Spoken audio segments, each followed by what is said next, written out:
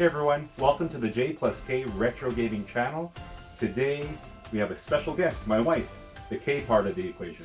Finally! So this is your first video, first on-screen video, but you have been off-screen in the Space Invaders. Correct. Where we had a little banter about Space Invaders because it's your favorite Atari game. Sort of. Maybe we'll get to one of my actual favorite Atari games at some point. But the whole thing is the Surge, the E.T. E.T. is like my favorite movies. So today we're going to introduce another segment of the J plus K Retro Gaming channel, which is Top 10 of movies or pop culture things. But from the 80s and 90s. Yeah. Or anything retro, really. So 5 and 5. Right. So top 5 of mine and top 5 of yours. Yeah. So it'll just be a quick list, and we'll do this ongoing. Periodically. Since it's the holiday season, we're going to start off with our first list being Our top 10 or top 5 and top 5 favorite Christmas movies. we were going to do retro, so, like really retro, so we're going to do 89 and below. And then we were thinking, we have so many other Christmas movies that we really liked, so we included up to, we kind of cheated and did early 2000s. So I think 2003 is maybe the newest one, but I mean that's still almost 20 years old. Yeah. Is that considered retro? I'd say so. Okay. Also, there's a lot of classic 80s holiday movies that we're actually not really fans of, so we had to broaden our scope a little bit. Yeah, so these are, this isn't like the internet list of the best movies. This is just personally Our best. Yes, our favorites. So you want to go with your fifth? Alright, so my number 5 Christmas movie is Miracle on 34th Street. I'm going to cheat a little bit and say actually the 1994 version and the 1947 version. Those are movies that are just, it's the get you in the feels kind of movies. Like it's, I tear up when I watch them, and it's just, you know, the magic of Christmas and like being a little kid. It's part of our rotation. So every Christmas we do a rotation where we watch Christmas movies for like a week, sometimes less, sometimes more. One year we did it way too much, way too soon. I think we did it 2 weeks like in 5 advance. movies in a day. And we like got Every Christmas day. out by the time Christmas came. So this year we started later. So that's 5 for you. 5 for me is gonna be the Jim Carrey's Grinch. So is it called The Grinch or is it? It's at least, it's listed on IMDb as How the Grinch Stole Christmas, or How the Grinch Stole Christmas. Stole Christmas. But it's also, I've seen like movie covers that just say just The Grinch, so it's up to you. So this is from 2000, right? Isn't it right on 2000? When it first came out, I thought the way they animated, computer-generated Jim Carrey's face. I think it's all prosthesis. Oh, is it? Yeah, makeup. Was kind of creepy. So it kind of scared me when it first came out. But then they grew on me, and year after year we started watching it, and it is very touching. At the end, you know, when he's like on his sleigh and he's like giving the presents out to everyone. You know. Well, it's a classic story too. Of course. So there's the animated one, the one from the 60s. I think it's 1966 or 67, something like that. That's a good one too, but yeah, and that's in like the rotation of holiday specials that they used to put on in the 80s. Like that was one of the ones that like you'd have to wait for the commercial and be like, okay, it's gonna be on Wednesday on 7:30, so you'd have to like schedule your time so you could watch it. So yeah, so they based obviously the Jim Carrey one and based on the animated one, so which was based on the book. So seeing the real life versions of animated creatures was a little off-putting at first, but then it really grows on yeah, you. it grows. And actually, we kind of fought over that one because that one was going to be one of my top 5 as well. I really like that one too. That's another magical Christmas movie for me. So my number 4 is The Santa Claus, and that's from 1994.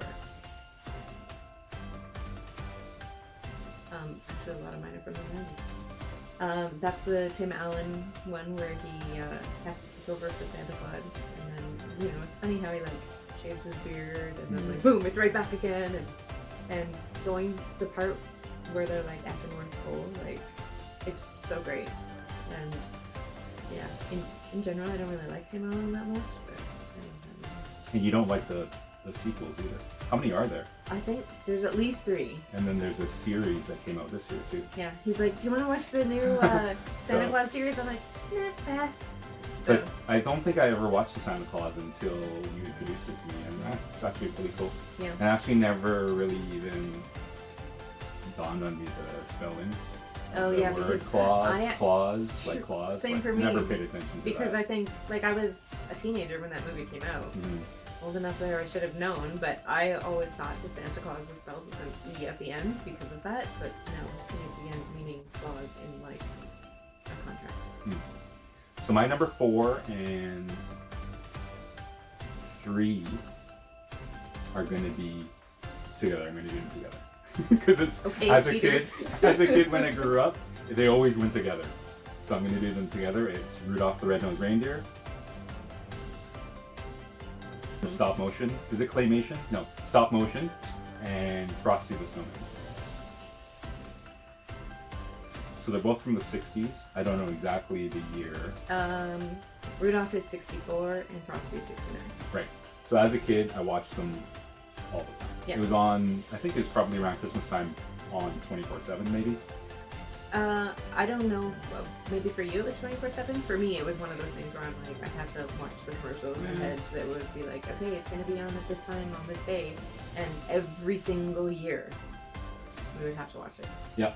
The claymation, or sorry, the stop motion's cool. That elf, how he gets all grumpy.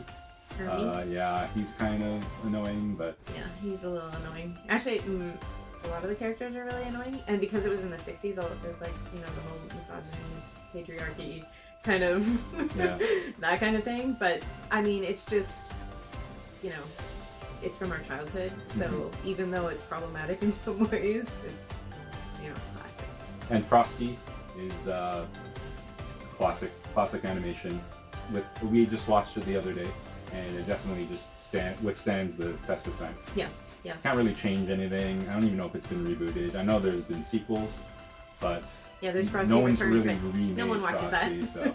so I was that's- actually thinking that because they took like The Grinch, which is an animated short, and made it into a full-length movie twice. Let's not talk about the Benedict Cumberbatch.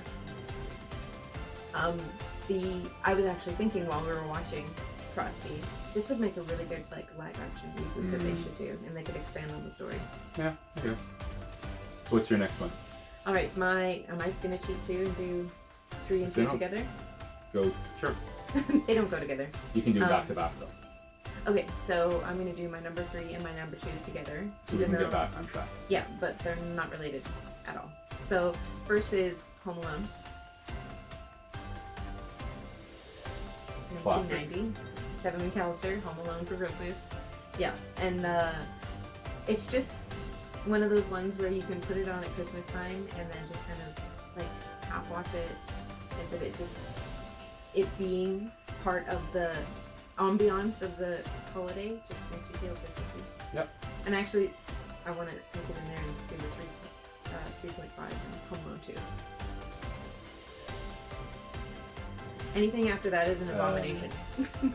Home Alone 3 and like when they switch up the kid and it's like, no, they don't exist to me. Yeah. So yeah, I really like it. And the soundtrack's good too. Yeah. Home Alone could have been on my list too, so Yeah, that was another one where like, who could take which one? our lists are pretty similar. Like they could fall, With a few exceptions. yeah, with a few exceptions. And one of those exceptions is my number 2 movie, and it's called The Night They Saved Christmas. It is a little not well-known movie. It's from 1984, and you had never seen it. No. And I introduced it to you as an adult, and we're watching it, and you're like, "Isn't that Bailey's friend? Bailey's best friend?" From Party of Five. Party of Five. The actor that plays Scott Wolf's character's best friend is the brother on The Night That Saved Christmas. But actually, what's the well-known person from that movie is one of the Charlie's Angels. So yeah, and it's horribly 80s. Which one? Jacqueline Smith, yeah. So she's the mom. And yeah, the main kid, the character's doing the CD. He's so irritating. But the whole, like, no spoilers, but they have to go to the North Pole to save Christmas. Anytime a Christmas movie goes to the North Pole, like that and the Santa Claus, it's like a heartwarming, magical kind of thing that makes you like, I want to go to the North Pole. I think most of our movies have the North Pole involved in it. I just want to say now, but Not Home Alone. Kevin doesn't go to the North Pole. No. He just stays home. maybe Or they'll- goes to New York. Maybe they'll have a Netflix series. Home Alone in the North Pole. Yes. That doesn't make any sense. So my number 2 is, I don't think it's going to be on your top 10 list, but it's National Lampoon's Christmas Vacation. Chevy Chase, Canadian treasure.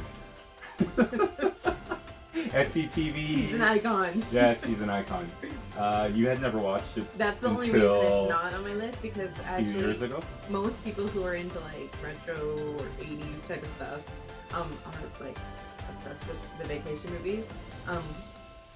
I only just watched it for the first time like 2 years ago. Yeah. Otherwise it would have been on my list if I had grown up with that. Definitely, for sure. Better late than never. Yeah, it is a great 80s movie. Yeah, and it has, my favorite part is when the squirrel's in the tree.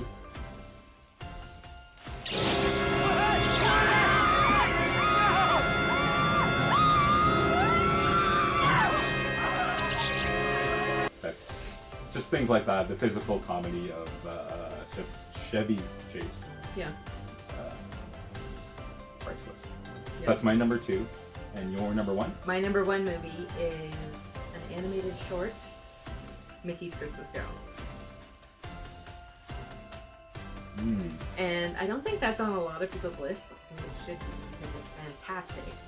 But I grew up not just watching it, but I had like an LP record, and it was one of those ones that like had like a picture on it. Like it wasn't like a black record or a colored record. It was like the photo on it. So I used to like hold the record and like look at all the characters, and it actually got to the point where I can recite that entire movie as it goes, and I do, and it annoys you. Yeah. Because you're like, shh, just let me hear them speak.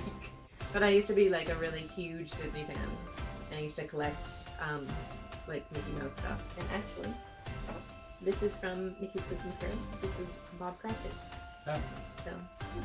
So my number 1 movie, Christmas movie of all time, doesn't matter if it's retro or current or whatever, is kind of cheating, like what we said at the beginning. It's from 2003, so it's not quite 20 years old. I don't even know what the actual definition of retro may be, but it's old. I can't believe it's actually this old. yeah, it feels like 20 it years? just came out. Anyways, is Elf. Will Ferrell's one of my favorite comedic actors, and when Elf came out, I think I watched it first. And I can't remember, I remember roughly, I think you were at work, and I watched it, and I was like, oh my god, you have to watch this movie, it's like the best movie, and I made you watch it, and you were like, I don't know. Then it's kind of growing on you. So every year, no matter what, we have to watch it on Christmas Eve or Christmas. And one year, this came out of this box set. So it's his stocking shoe. That was his gift. And it came with like a magnet and Yeah, like there, sorry. some other things, and yeah. What's your favorite part from the movie? So Elf. So many. I know. Too many. Maybe the singing telegram. I don't know. Yeah. Yeah. When he's it's too many. A cup of coffee. Congratulations. I think you did it. I think my favorite part is where he sprays the cologne on his mouth. It's like, There's too many parts. When the Santa's workshop. Yeah. I don't know how I reacted to it the first time, but I love it now. Yeah. Yeah, it's one of my favorites too. So that's my number 1. Yeah. And you have some honorable mentions? I have an honorable mention, and that is the Star Wars Holiday Special. Oh. 1978. Because it Not great. is so bad that That it's is good. Yeah. Although I don't even think that I've seen the whole thing in its entirety. Yeah. But I mean, like, if you want a 20-minute segment of just Wookiees making noises back and forth to each other, I mean, there you go. But it had to be mentioned because, like, we're both huge Star Wars fans. Yes. I prefer the Lego Christmas special. Yeah, that was good. But it was actually funny because when we were watching that, I was like, there's so many throwbacks in this Lego movie to the actual holiday special. And I'm wondering how many people actually got those little, like, Easter egg type of things. Right. Hey, if it's Christmas, are they chocolate? Like, are they Christmas eggs? I don't know. So my honorable mention isn't really an honorable mention. It's a future consideration. We watched Spirited this year. And Will Ferrell and Ryan Reynolds. And it's so cheesy. Again, no spoilers, but it's a musical, and I think it really hit me like Elf hit me back in the day. So I really like it. It might replace Elf or just be like at the same 1A, 1B for my watching in the future Christmases. So it'll be on our retro list 20 years from now. So in 2043? Sure. I'll give it might be number one. You may notice what's actually missing from our list. Christmas Story? A Christmas Story. That the one where you get shot in the eye? Yeah, you'll poke your eye, you'll shoot your eye out. Yeah. That was 1983, so it was a good retro era. Although it's from 1983, but I think it takes place in like 1956 or 50s or something like that. Yeah. But it's not that I don't love it. It's fine. Like, it just doesn't make my top 5. But it's so funny because I was like, oh, what movie should we watch? Should we watch A Christmas Story? He had no idea what it was. He had never seen it before, and I'm like, how is this wasn't possible? on in our house. Oh, actually, it wasn't on in our household, but also I wasn't interested if it wasn't on. This is kind of like too old for me. Yeah. Because it was set in the 50s. Yeah. That one's on most people's lists of all-time favorite Christmas movies, right. And it's usually like the number 1 spot. But yeah, it didn't even place for us. Sorry. Although you do like older stuff, like musical tastes, I'm sure we'll get into some lists later on, but we decided to do our retro lists. Obviously the name of our channel is J+K Retro Gaming Channel.